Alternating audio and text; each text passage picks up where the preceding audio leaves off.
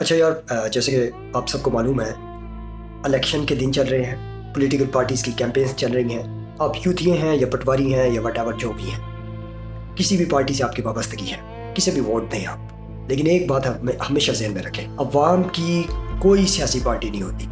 अवाम की पार्टी मुल्की मफाद और कौमी तरक्की है। जिस पार्टी का मंशूर और बयानिया मजबूत होगा, अवाम उसकी हमायत में होगी। पाकिस्तानी सियासत में अदम इस्तेहकाम तो हमेशा से रहा, लेकिन इस वक्त पाकिस्तानी सियासत एक मुश्किल तरीन दौर से गुजर रही है।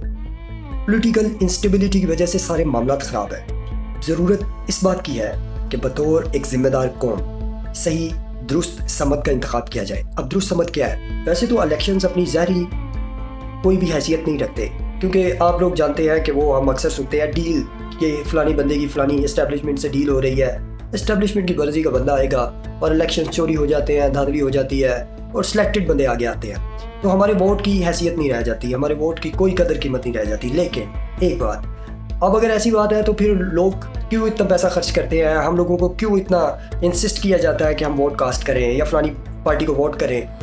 देखिए, बात दरअसल ये है, बेशक वोट की कोई हैसियत नहीं है इस मुल्क में, पाकिस्तान में, लेकिन मैं अक्सर एक बात करता हूँ कि अवाम जो है वो सिर्फ स्ट्रीट पावर के लिए है, सड़कों में निकालने के लिए अवाम को रखा हुआ है। एक ऐसी सूरत हाल पैदा कर दी जाती है, एक ऐसी हवा चला दी जाती है, हवा चल जाती है ना, उस आप टेलीविज़न पे भी उसी बंदे को देखेंगे, सोशल मीडिया पे भी बातें भी उसकी होंगी, अखबारात भी उसी के नाम पे होंगे।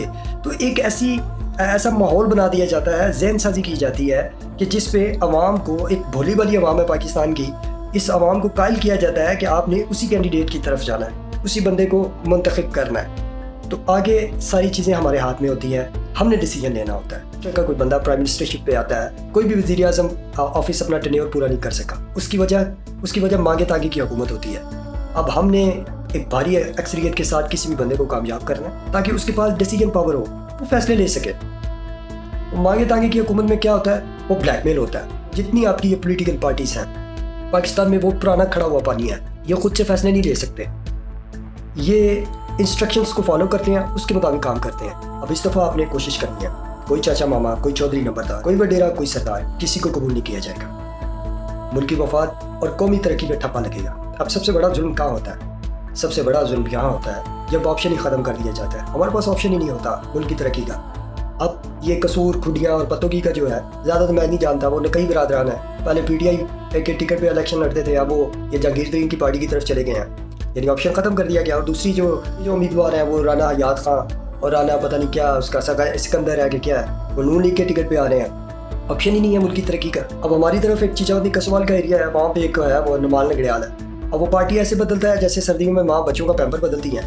वो पहले PTI के टिकट पे था, अब वो ये जहांगीर तरीन की पार्टी है, उधर चला गया है। फिर इसके बड़के वडेरे जो थे पीपल्स पार्टी के थे।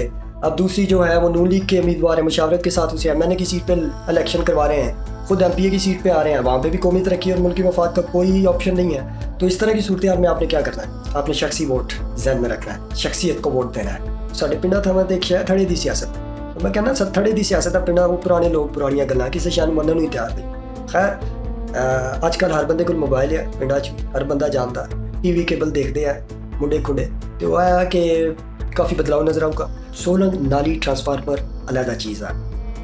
पेट्रोल का महंगा या सस्ता होना भी साड़ी जेब पर असर पाता।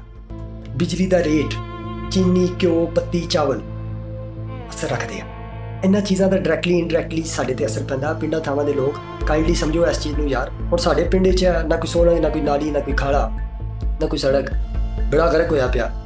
ते गल कर लो तो कोई 74-104 इकट्ठे होए होंदे आ।